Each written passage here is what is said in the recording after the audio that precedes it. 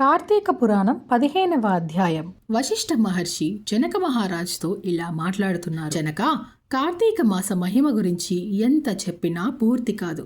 ఇప్పుడు నీకు ఇంకో ఇతిహాస కథ చెబుతాను, ఆలకించు. కార్తీక మాసంలో హరినామ సంకీర్తన చేయడం, శివకేశవులకు దీపారాధన చేయడం, పురాణం చదవడం లేదా వినడం చాలా పుణ్యమైనవి. చేయని వారు నరకంలో బాధపడతారు.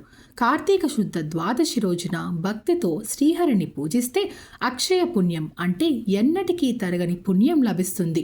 నెల రోజుల పాటు దీపారాధన చేసిన వారు దేవదూతలు మ్రోగించే శబ్దాల మధ్య విమానంలోకి ఎక్కి వైకుంఠానికి చేరుతారు. నెల రోజులు చేయలేని వారు త్రయోదశి, చతుర్దశి, పౌర్ణమి రోజులైన భక్తితో దీపాలు వెలిగించాలి. ఒకవేళ ఆ రోజుల్లో ఆవు పాలు పితికినంతసేపు మాత్రము దీపముంచినా సరే మరుజన్మలో బ్రాహ్మణుడిగా జన్మిస్తారు.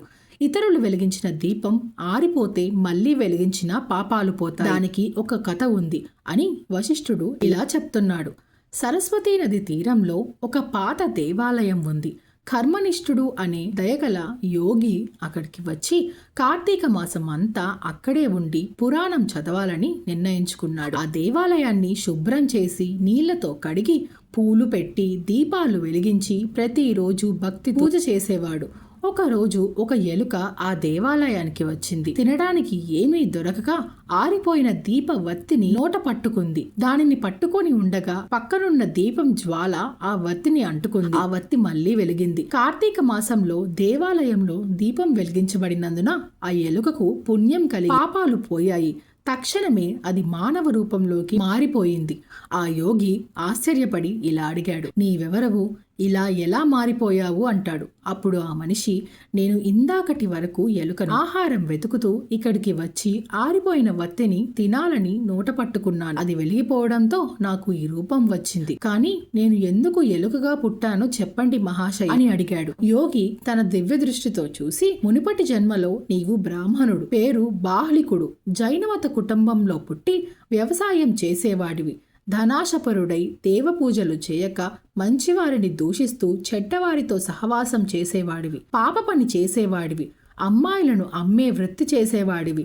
దాంతో సంపాదించిన ధనాన్ని పాతిపెట్టి పిసినారిగా జీవించావు. అందుకే యమధర్మరాజు శాపంతో ఎలుకగా పుట్టావు. ఇప్పుడు దేవాలయంలో ఆరిపోయిన దీపం వెలిగించినందున నీ పాపం పోయింది. నీ గ్రామానికి వెళ్ళి పాతిపెట్టిన ధనాన్ని త్రవ్వి దాన ధర్మాలు చేసి భగవంతుణ్ణి ప్రార్థించు, అప్పుడు మోక్షం పొందుతావు అని ఉపదేశించాడు అంటూ వశిష్ఠ మహర్షి జనకుడితో చెప్పాడు. చూసారా, ఆరిపోయిన దీపం వత్తు వెలిగితేనే అతని పాపాలన్నీ పోయి మానవ జన్మ తీసుకున్నాడు. మన ఇంట్లో కూడా ఎప్పుడైనా దీపం పెట్టుకున్నప్పుడు అది కొండెక్కినా నిరభ్యంతరంగా దాన్ని మళ్ళీ వెలిగించుకోవచ్చు. అందులో ఎటువంటి దోషము ఉండదు అని మనలోని తెలియని వారికి ఈ అధ్యాయం కథ వల్ల కొత్త విషయం నేర్చుకున్నాం. ఇక ఇదే స్కాంద పురాణంలోని 15వ అధ్యాయం సంపూర్ణం. Thank you so much for watching. మీకు నిజంగా ఈ కంటెంట్ నచ్చితే please subscribe to my channel.